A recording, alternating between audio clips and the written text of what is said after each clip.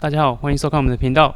Hello，对，我们这一次过年，然后回到台湾，没有拍什么影片，对，然后趁现在这个机会，跟几个朋友在这里聚的时候，唱卡拉 OK 的时候，对，邀请一个专业的主持人来帮我们做 Q&A 的这个特辑。Hello，大家好。对，然后之前在网络上有收集一些 Q&A 的问题，然后想说趁这个很棒的机会，小朋友都睡着了，对，然后来好好的回答一下。那这些问题有一些是比较客观的部分，就是有标准答案的一些问题，有些是纯粹是我们个人主观的感受。对，那这种东西就是没有什么对错，就是我们个人的感觉，然后可以分享给大家参考参考。有什么补充吗？没有。好，那我们今天的问题呢，会从比较实际实务的部分开始，然后呢，慢慢的过渡到就是比较刚刚提到比较主观感觉的这个部分。那这边的第一个问题就是那个你们的粉丝第一个问题是每个月的花费大概是多少钱？在荷兰。这个花费我们之前有做过一整集影片哦，对，那里有精算，我现在可以看这边，对，可以看那个影片，我现在想不太起来。那个问题可能是比较早以前问的。OK， 那你觉得在移民路上最大的阻碍是什么？就是你们遇到这种现实上的阻碍，或自己或是身边的朋友，他们遇到最大的阻碍是什么？移动到荷兰生活。我听到周遭朋友最现实最大阻碍，通常就是原生家庭的一些不管是压力或框架也好，就是有一些现实面，可能长辈需要照顾，或者是长辈不太能接受，你们全家就这样子去海外，好像对弃之不顾。我不知道，就是原生家庭的压力吧，或者是社会观感这个方面，对啊，我觉得这个是比较大的阻碍。我也觉得这两方面，一个不然就家庭，一个就是自己的职业发展吧，大概是这个两个。好，这边的下一个问题是，那我们大部分在荷兰就业的话，需要学会荷兰文吗？我觉得这可能真的可以分两块回答，一个就像我们在这种就是标准的外商公司，或者是它本来就是囊括很多不同国籍的人，这种情况用英文的确就可以了。那更多的是当地的就业机会，的确都是需要荷兰文会比较好。像是应该说，就是如果你是已经有工作 relocate 那种的话，其实好像也还好，你只要会英文其实就可以了。但如果是我或是其他人是依亲来的话，那有会荷兰文是会加分的。当地的人大部分他还是他的母语啊，他讲母语还是比较像我有朋友的老婆，就同事的老婆，她会在当地找工作。他只会英文，那他在超市的工作，他就只能做后面仓储的工作，前面柜台的部分他就必须要荷兰文，才能做这样的工作。所以基本上荷兰文应该算是需要，我觉得。那生活呢？生活上我觉得只会英文也过得去。就是说你在那边生活可以，但你知道融入当地，当然还是学当地的语言是比较好的啦。就是如果是单纯要生存的话，英文没有问题。但如果你真的想要融入，或者是有一些文化上的体验，那当然要学当地语言。那住在荷兰，你觉得住在荷兰好处是什么？坏处是什么？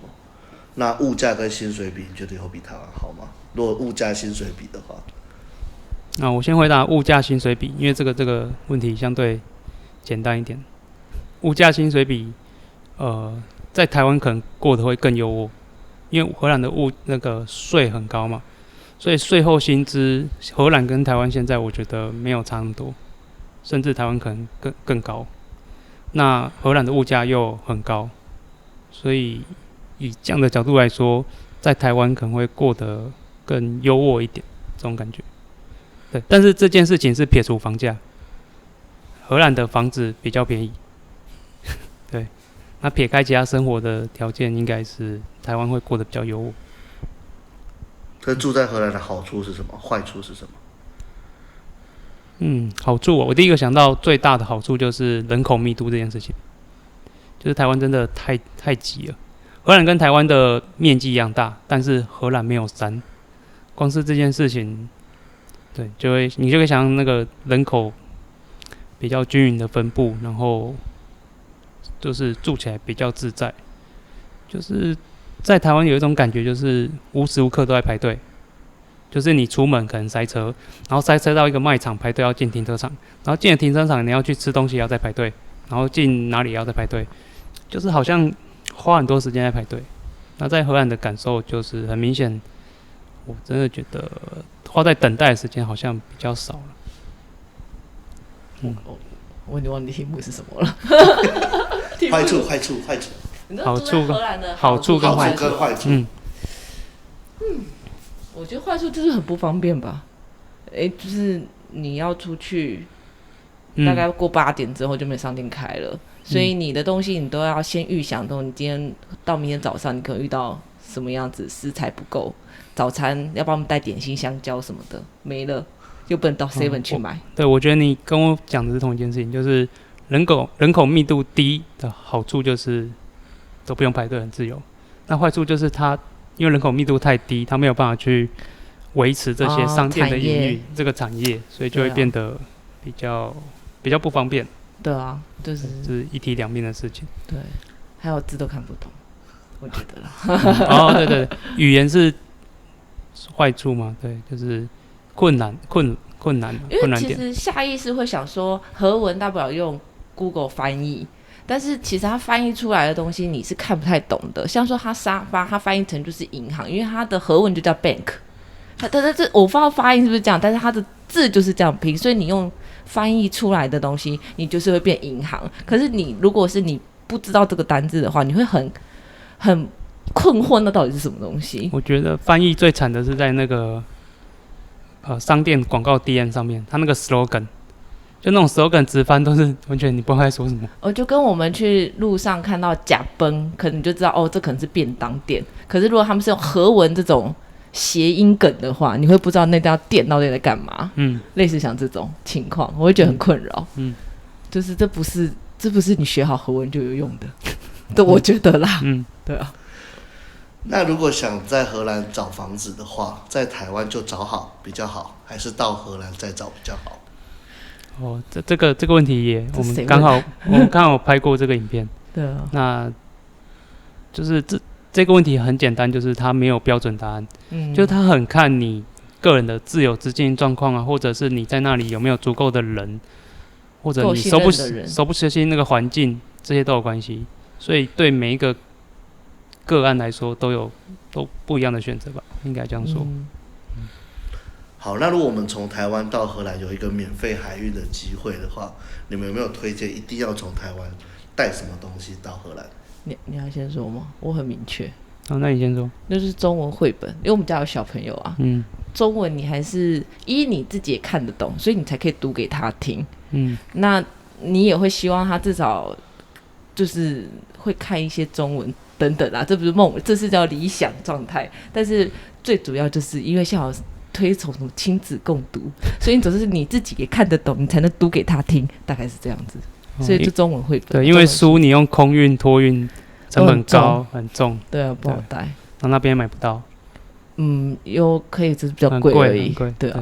然后我讲一个比较跳痛的。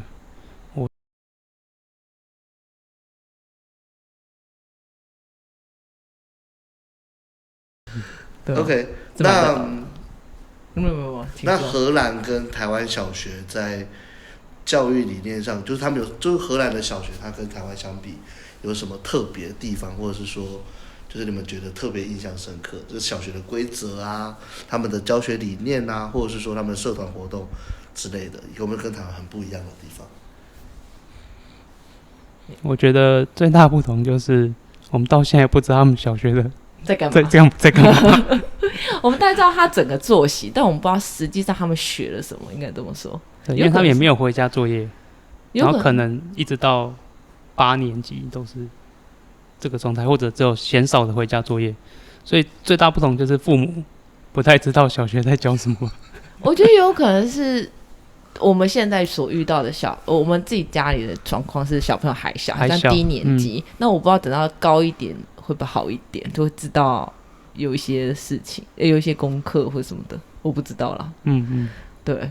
但是我觉得最有让我印象深刻的是，就是我们大宝他们的外面教室外面有贴了一个有点像标语的，我不知道你有没有看到，就是他说我们小孩子生来不是拿来排队安静坐着，还是什么？他就是用来就是你去，有点像是你就是勇于去抢答，你勇于去犯错，然后老师就是教导你说，其实这件事情应该是怎么样子，就让你勇于犯错啦，然后让你就是挑战。他说就是很皮的才是小孩啊，我觉得很乖的不是对小孩原来的形状。对，他觉得你越皮，你才是一个小孩。对，那应该是那句应该是和文。反正我看翻译是这样子，我也是有大概是这样，我觉得比较意外，概念比较不一样。对，跟台湾我们就是做好啊，就坐在教室这样做好好的，但他们整个教室氛围就不是让你做好的状态。这边有几个对荷兰小学的一个 rumor， 我想跟你们两位确认，他们想要确认，第一个是荷兰小学是不是真的很难请假？另外，荷兰小学生是不是都只吃三明治？那他们三明治可以做出100种以上的口味吗？好，第一个很容易回答，就是满5岁之后基本上是不能请假的。对。那你要请假，你要有很正当的理由。所谓的正当理由，大概就是你的父母就是工作是跟季节有高度相关的，所以你不能在小孩子放假的时候带他出去玩，例如说空服员啊、机师啊，或者是农业的相关人员。要很充分的理由才可以请假，不然基本上是不太可能在他们放假时间以外再请假。就我所知是这样子。他们概念就是我们没办法去剥夺小孩子的受教权。对，小孩子在义务教育的时候，他们就是有责任，那我们也有责任让他们去学校上课。对，虽然他们都是在学校可能都在玩，但是你还是要去上课。对，他们有教育的性质吧。然后甚至就是老师没有资格准假，只有校长有，那校长只能给7天还是10天，大概就那样。对，然后超过就要去市政厅面试，对，才能拿到那么多假。然后第二个问题是，只吃三明治是真的吗？因为他们小学的午餐，他们要自己带午餐，然后又没有冰箱跟蒸饭箱那种东西，所以你能带的东西很有限，就是可以放久不会坏的，然后也不用加热的。那你做过5天的饭团吧？对，我一开始有很努力做饭团，还做各种卡通图案。后来发现他们也不流行这种军备竞赛，也没有什么压力。就问说你旁边同学都吃什么？吃三明治啊？好哦，三明治。然后我就买了吐司跟那个火腿，吐司加火腿起司，然后就这样子每天吃一样的。然后小朋友也很习惯，因为同学好像也这样吃。对。然后对我真的觉得他们荷兰小朋友小时候就是这样吃，他一直到长大出社会去公司也是习惯，就这样吃啊。你的同事也是这样带吗？对，荷兰同事，对，而且他们习惯带黑色的吐司。听说比较容易饱。对，但他们蛮习惯中午就是吃一样的，然后简单吃。对，有吃东西就好。然后点心我发现家长很多都给他们带香蕉。因为很方便啊，很方便，我自己很爱，我自己很不用洗，然后对，不用洗，我再拔一根下来，葡萄你还要洗，放进去就好了。一开始我们还买了那个香蕉模型的那个，然后放一个香蕉，之后连那个模型都不用了，干脆让放书包里面。对，让全班那个点心有一半以上的同学带香蕉。对，好像是动物园，太方便了，香蕉赞。而且我们在荷兰也住了一段时间，那你们觉得在荷兰的跟台湾比起来，你觉得最不能接受的地方是什么？我第一个想到就是服务业这件事情，他们只要任何跟服务相关的东西都完全比不上台湾，要么就是捡水电来家里维修这种服务啊，或者是送包裹这种服务啊，或者是结账人员的服务啊，等等的，只要跟服务相关的，我觉得都一开始很不适应啊。对，台湾的服务相关的行业真的是做得尽善尽美。对，我也认真。我这回来我很感动，就是在飞机上有人很温柔跟你说你要咖啡还是茶。我当下的时候我就觉得天哪，我好久没听到那么有人温柔的跟我说话了。你不觉得吗？他听到中文的很感动。对，我回台湾去申请一些健保的相关的东西，然后公务员亲自打电话跟我解释，然后说我先跟你解释一下，然后等下寄没有给你。我说这个服务效率，这个态度，对，这个态度真的是对，啊、在荷兰就我在荷兰慢慢知道为什么他们很喜欢 DIY 自己什么东西坏掉自己动手来。除了很贵这件事情以外，就是他们有可能花了60欧，有一个人来看一看说，哦，这个就是坏掉，然后你再决定要不要修。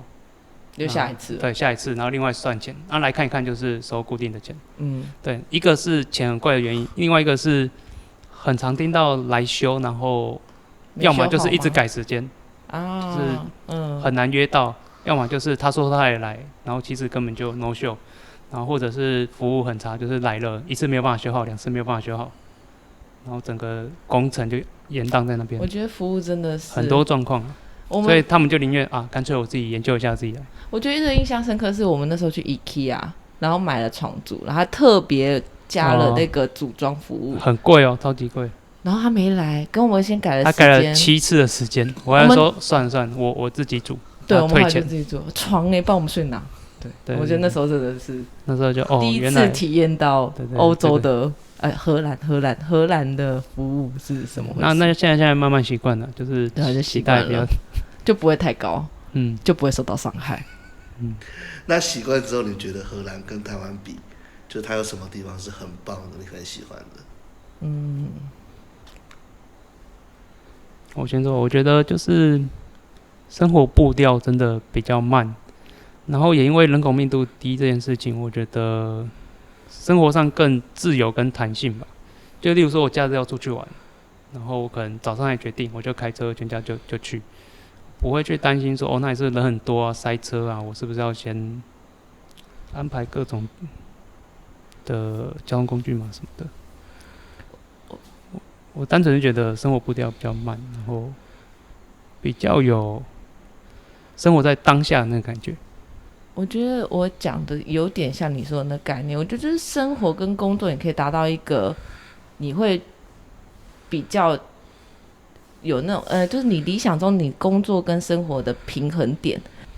我要讲的是就是因为我刚刚说的就是人口稀少，所以你交通可能就快很多吧，我不知道。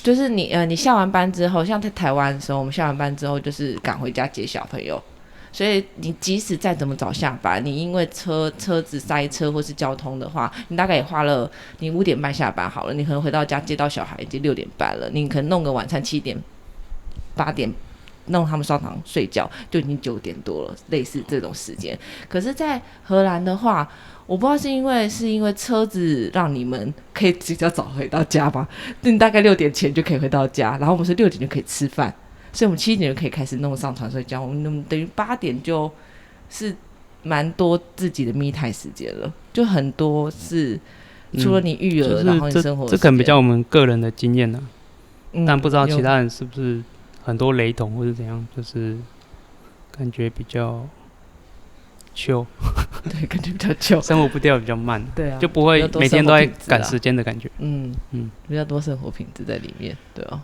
那同着你们刚刚这些想法，那你觉得什么样的人适合来荷兰？为什么？什么样的人会更适合？应该说以台湾人来说，台湾人里面的什么样的人，什么样特质的人会更容易去 fit 就是荷兰的这种生活？我觉得可能像我现在的想法这种人，就是看开了，就像就是你不是那么在乎钱这件事，就像我刚刚说，你来荷兰就是钱等于是变更少了，对，那你多的是一些生活品质或者是时间，那你开始慢慢放弃一定要存钱的这个想法。我觉得补充一个，就是你钱应该是你有一个，你已经觉得也不到够了，只是就是你觉得好像你只是赚更多，还是赚你要怎么帮我补充那个，就赚那个财富自由。不到那个程度，但是你已经觉得你再怎么努力，你就是赚钱应该说另外一种财富自由的定义，就是即便你今天年薪再多200万，你的生活品质也差不多就是这样，你不会想要就是每天要吃更好的东西啊。对，就是你的生活可能已经觉得到一个程度。对，然后有这样的前提之下，就到荷兰去，因为荷兰是赚不了钱的地方，存不了钱的地方。然后就是你就是有点像养老生活吧。比较躺平。如果你开始想要躺平的话，可以考虑就是这样。考虑就是以生活为主的。对，但是有心理准备，就是你要面临的是可能真的没有办法存钱，没有积蓄这件事情。因为他们相对就是很多事情，社会福利或者是养老，国家都帮你想好了，cover 好了，所以理论上来说，如果你有积蓄，你也是会被扣税的。那变相就是他不鼓励你存太多钱。对，这种 mindset 转换真的是不容易，我们自己还不知道能不能接受。看看。对，就是你可以接受完全没有存款那种感觉。好难啊。好，目前的问题就到这边。今天谢谢我们的主持人，还有两位幕后常进人，对，当下粉丝。好，今天分享就到这边。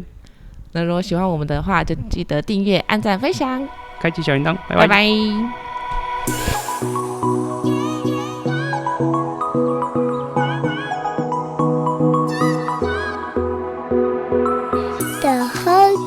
So much down at Peter of the Sea.